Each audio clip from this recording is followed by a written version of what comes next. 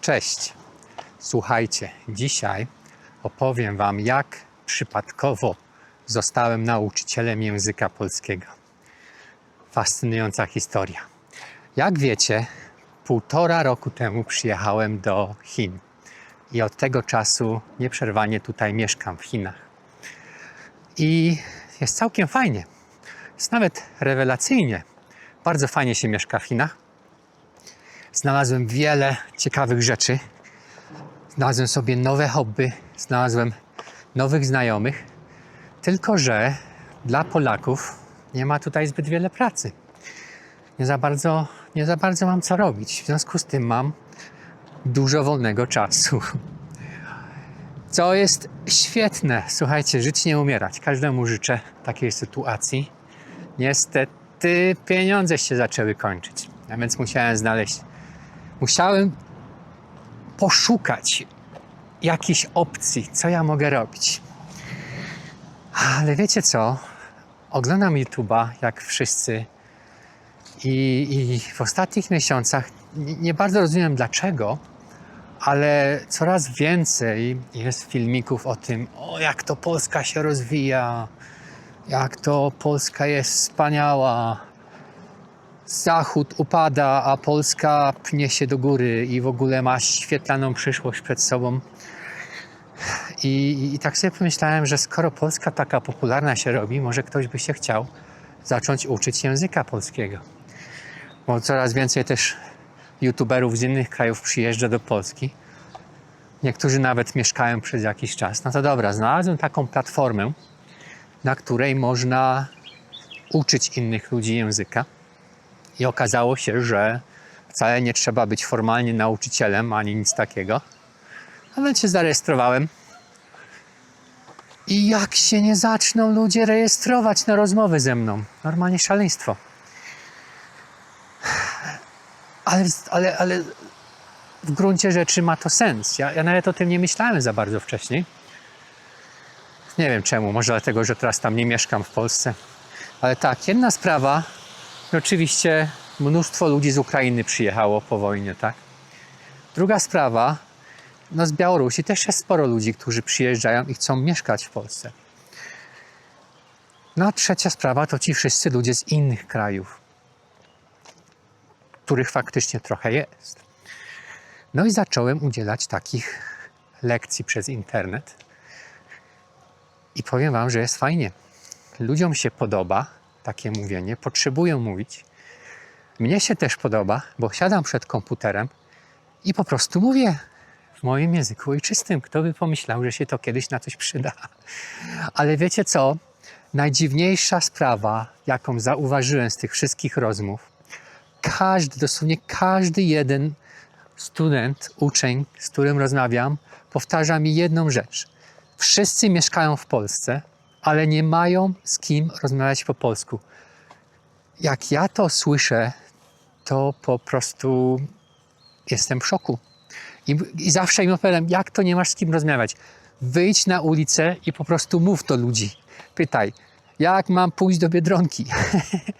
Albo inne rzeczy. Ale mówią, że tak, albo jak w pracy pracują, to jest zagraniczna firma i rozmawiają albo w swoim języku, albo uniwersalnie po angielsku. I ludzie też są z zagranicy często w takiej firmie, gdzie oni pracują. No więc w pracy nie mają kontaktu. A na co dzień wiadomo, że tak naprawdę w pracy jak spędzamy kilka godzin, no to najłatwiej tam z kimś poplotkować. A nawet jak się zdarza, że są Polacy w miejscu pracy, to i tak mówią po angielsku najczęściej, bo na przykład nie mają cierpliwości. Bo jak ktoś dopiero się uczy po polsku, no to wiadomo, że trochę wolniej mówi, musi jakieś słowa znaleźć czasem, więc się zatnie. A jak wszyscy mówią po angielsku, to najszybciej się przestawić, przełączyć na angielski i normalnie rozmawiać płynnie. No więc zawsze im mówię drugą radę. Znajdź sobie polską dziewczynę albo polskiego chłopaka. Ale na nie niestety najczęściej są to osoby dorosłe. No i już mają żonę albo męża i nie chcą się rozwieść. Co zrobić? No i w takim razie zostaje Biedronka. Ale w Biedronce wiadomo, Nie ma z kim w Biedronce rozmawiać, bo nawet nie można jakiegoś personelu zaczepić i pytać, gdzie jest mleko, gdzie jest masło, gdzie są drożdże. Bo w Biedronce nigdy nie można znaleźć nikogo. W Lidlu tak samo, tak? Są 3 osoby na całym sklepie. A nawet jak do kasy pójdą, najczęściej idzie się do kasy samoobsługowej. No więc rozmawiam z takimi ludźmi, zarabiam jakieś pieniądze i jest całkiem fajnie. I nawet jest szansa, że przez ten cały układ nie zapomnę języka polskiego. Kto by pomyślał? W głowie się nie mieści. Słuchajcie, czekajcie, muszę iść tam na dół. A powiedzcie mi, jak to z waszej strony wygląda? Nie wiem, kto będzie oglądał to wideo. Szanse są, że to wcale nie Polacy oglądają, tylko obcokrajowcy, którzy się uczą polskiego. Kto to wie? Ktokolwiek nie ogląda, powiedzcie mi, jak to jest. Jak ja mieszkałem w Polsce, to też pamiętam, że tak naprawdę, tak na co dzień, to nie bardzo rozmawiałem z ludźmi, tak? Sąsiedzi, każdy załatwia swoje sprawy. Może czasem dzień dobry na klatce schodowej albo w windzie powie i nic więcej. I tak naprawdę, jeżeli nie ma się swojej grupy znajomych, to wcale nie trudno żyć jak samotnik. Nawet jak się jest Polakiem we własnym polskim kraju.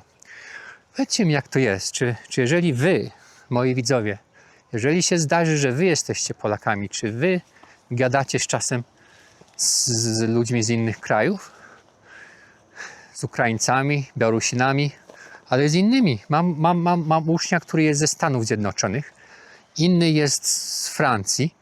No normalnie ludzie z całego świata do Polski przyjeżdżają teraz. Ja nie wiem, co to się stało.